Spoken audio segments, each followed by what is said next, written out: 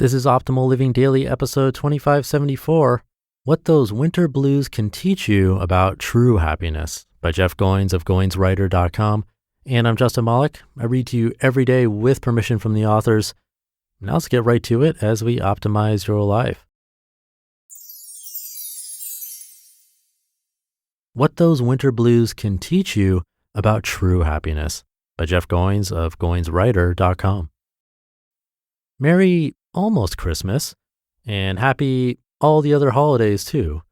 What I love about this time of year is it reminds me of dying. Unless you think I'm being a downer, bear with me. All good stories involve dying. The often literal death of a mentor requires the hero to grow and move on in his journey. But there's also the shedding of a character's old identity in exchange for a new way of being. Not to mention the loss of friends and foes throughout any adventure is a necessary part of the process.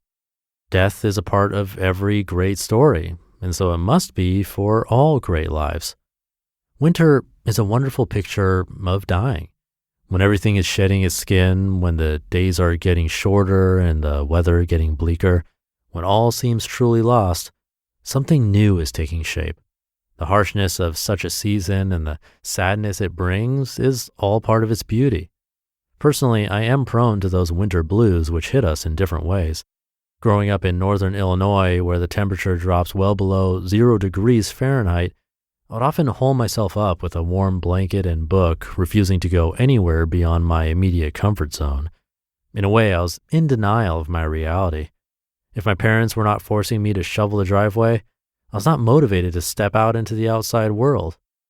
Today, I live in Tennessee, and it's cold this time of year, which means there is frost on the ground, but by lunchtime, I'll be wearing a sweater and light jacket. Nonetheless, there is a gray haze right now covering everything you see. At this time of year, it can be tempting to stay inside, wondering, what's the point? Whenever I feel this way, I want to shut down emotionally, take a shower, and go back to bed. But something inside me prevents this from happening. Whenever I bundle up and brave the cold, okay, these days there's not so much bundling, but you get the point, I witness another narrative, one that seems to contradict the surface level story of death and dying all around. I remember one January afternoon in high school when my friend Eric and I took our cameras out for the day to shoot a roll of black and white film. We drove to a nearby state park in my Ford Festiva, the heater barely able to keep up for the hour-long car ride. At the park, there was not much to shoot but snow-covered trees and hollow logs. It was cold and windy, and there was no one else at the park but a couple of naive young men curious enough to engage with the world, taking whatever it had to offer. Something sacred happened that day, and surely we didn't know it.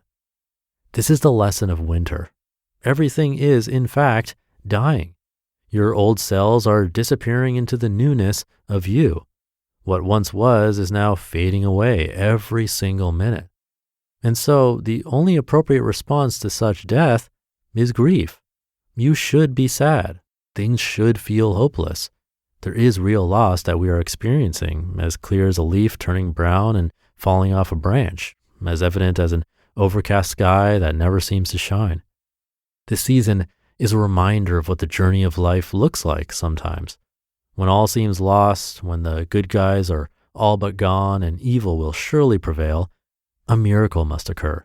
There is no other option. Despair is setting in and there can be no way out. This is the moment we've all been waiting for, when the hero reappears, rising from the ashes of defeat. Some secret chink in the enemy's arm is revealed. We find an amulet possessing a mysterious power to restore all things. Perhaps even a baby is born and the weary world rejoices. Soon, everything will be made right again. This is the message of winter. Whether you celebrate Advent or Hanukkah or a week off of work, this is time of waiting. You cannot avoid it. The sense of longing, the anticipation of a new year, the desire for personal change. Something is about to happen, and we know it. This is the human condition, I think, to hope for what has not happened. In spite of all odds, we all have a sense that there is more to come, and the more will, in some way, be better. So as the color of the world fades away, know that something else is happening. under the surface of a frozen earth, life is starting to bloom again, long before you see it. Spring is coming, and soon the days will become longer and brighter. The same is true for your life. You're just now beginning to become what you were meant to be, waking up to who you already are. This is how all living things work. Parts of us fade while other parts are born. As the year winds down and a new one approaches, consider what old thing in you is dying to make room for something new. Consider the possibility that this transformation is inevitable. You can fight the change and mutate the outcome, but you cannot keep it from happening. No living thing ever remains as it is. Life is a process of change, and only death is static. And even then, the death somehow creates new life. So let me ask, what is your work, your true work, the very thing that you're meant to do? Now is the time to pay attention to these inner urges and intuitions, the still, small voice telling of some new thing wanting to be born in us. For me, something that was recently reawakened was a love for poetry.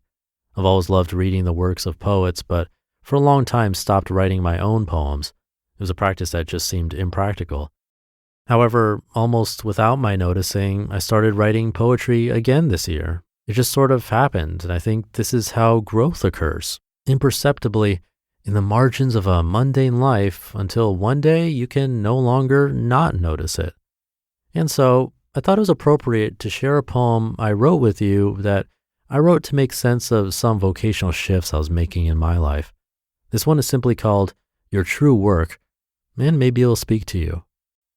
When you give yourself to your work, your true work, when you finally settle into that place where what you do and who you are coalesce, when you feel that familiar burn and everything seems right with the world, when the anxious desire to do everything you cannot and be everything you are not finally subside, when you give yourself to your work, your true work, you will finally be free.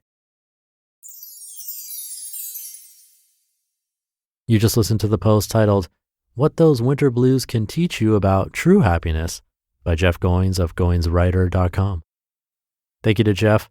Funny that intuition came up again near the end there. Just yesterday we were talking about how our gut decisions are likely the ones we should listen to the most. And then here comes Jeff bringing it up again in a completely different context. It was a nice poem at the end worth thinking about as we head into the new year too.